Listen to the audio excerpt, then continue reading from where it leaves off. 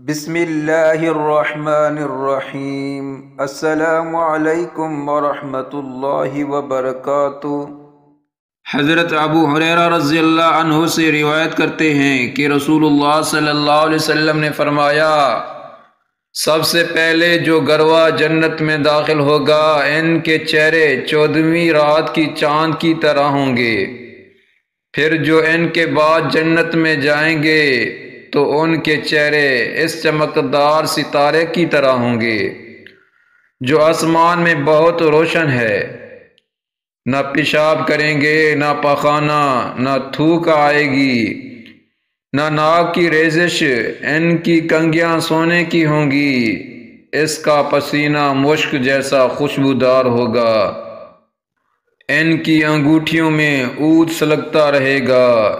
ان کی بیویاں بڑی بڑی سیاہ آنکھوں والی عورتیں ہوں گی،